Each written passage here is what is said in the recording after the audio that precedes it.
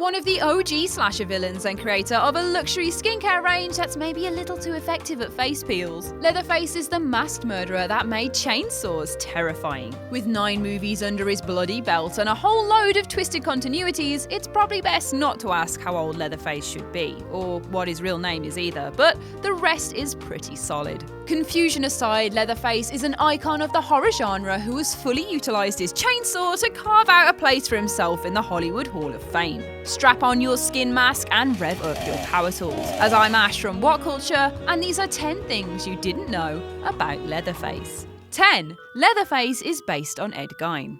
Most horror movies that bill themselves as true stories should be treated with skepticism, and the original Texas Chainsaw Massacre is no exception. No, apparently Leatherface wasn't real, and nor were his cannibalistic family and the atrocities they committed, but a real-life murderer did inspire the series' protagonist. It's widely believed that the chainsaw-wielding maniac is based on Wisconsin killer Ed Gein, a man who fashioned macabre ornaments from human remains that he pilfered from local grave sites. Well, he might not be a chainsaw-wielding killer, but that's still not a remotely comforting true story. 9. Jason Voorhees briefly played him. 6 actors have played the adult Leatherface over the years, but the late Gunnar Hansen from the original movie is by far the fan favourite. Interestingly, the man best known for playing Jason Voorhees in the Friday the 13th series had a brief and unofficial stint behind the mask made from human flesh, whilst Leatherface the Texas Chainsaw Massacre 3 was shooting. Kane Hodder, who you'll probably only recognise when he's wearing a hockey mask, was the stunt coordinator on the 3rd entry in the series, and he stood in as Leatherface for former professional wrestler R.A. Mihailoff, while some of the more dangerous scenes were being filmed.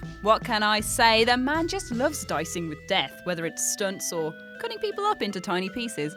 8. Gunnar Hansen turned down the 2003 remake. When Marcus Nispel pressed ahead with plans to remake the Texas Chainsaw Massacre for Michael Bay's studio in 2003, he hoped to bring the original Leatherface star Gunnar Hansen back to the franchise. Sounds nice, right? Wrong. Whilst this seems like the right thing to do, Hansen spurned the offer. Not because he was against the reboot, but because he wasn't offered the role of the masked killer. The late actor was sought for a cameo role as a truck driver at the end of the movie, an offer he called condescending and insulting in an interview with MovieWeb. Ouch. 7.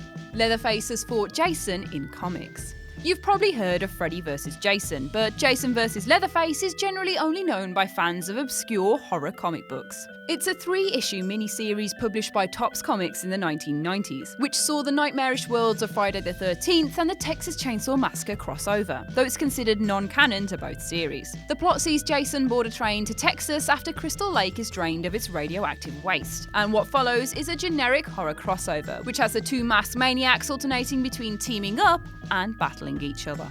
6. He cameoed in Mortal Kombat. Not content with just fighting Jason, Leatherface is one of the guest characters in the 2015 fighting game Mortal Kombat X, and his penchant for murdering anything that moves makes him a good fit for a universe where gory fatalities are the order of the day. The killer wields a hammer as well as his trademark chainsaw, and comes in 3 variations based on the different masks and outfits he wears in the movies.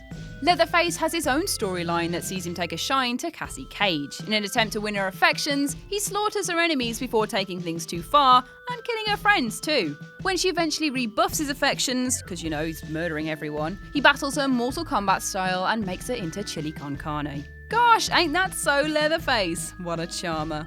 5. Alice Cooper shot a music video at his house. Alice Cooper obviously draws inspiration from classic horror films, which is no doubt why he chose to shoot the music video to his 1989 single House of Fire at Leatherface's abode. The rock star filmed the video on the set of Leatherface the Texas Chainsaw Massacre 3, and a number of props from the sequel can be spotted in the background. And there are some cool exterior shots of the Sawyer home too. Cooper himself can be seen breaking through windows and emerging from a trapdoor in true horror style, which you've got to think the Sawyer family would probably approve of. Or not, and murder him for trespassing on their property like they do with everyone else, but it's Alice Cooper. 4. The original Sawyer house is now a restaurant.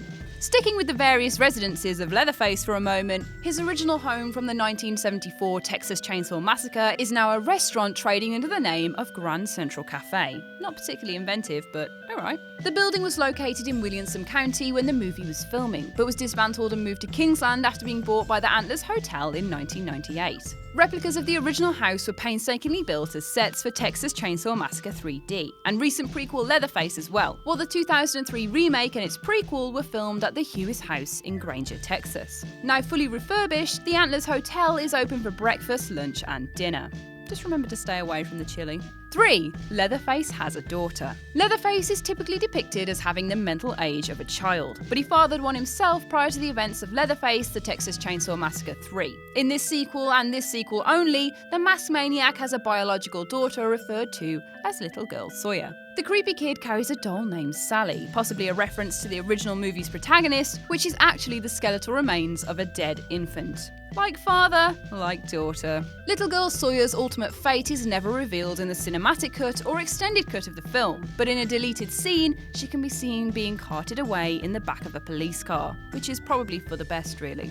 2. He made his video game debut in 1982. An adult-themed video game adaptation became a nightmare for Wizard Games in 1983 when the studio brought the Texas Chainsaw Massacre to the Atari. Although the game was a primitive mess of pixels, those pixels were deemed offensive enough for most retailers to refuse to carry the game, and the ones that did stock it hid the thing under the counter. So it comes as no surprise that the first one to cast players as a chainsaw-wielding psychopath with no objectives beyond mass slaughter was sunk by controversy. Notoriety often boosts sales, but in Wizard Games' case, it took a chainsaw to them, and the studio was forced to close its doors in 1987, with the video game rights to Leatherface ending up elsewhere. 1. He's a walking metaphor for the Vietnam War. When somebody asks you what your favourite Vietnam War movie is, chances are you'll answer Apocalypse Now, Platoon, or Born on the 4th of July. But the Texas Chainsaw Massacre is an equally viable response. Tobe Hooper intended the movie to be an allegory for the conflict and created Leatherface as a personification of what he perceived to be an overall decline in humanity in the 1970s. The movie was filmed in the foreboding shadow of events like Vietnam and the Watergate scandal, and the teens who were slaughtered by Leatherface represent the youngsters who lost their lives in the war. The visual horrors on show throughout represent the atrocities committed during the conflict as well. As strange as it initially sounds, Leatherface and Texas Chainsaw encapsulate the pent-up rage and discontent in post-Vietnam America.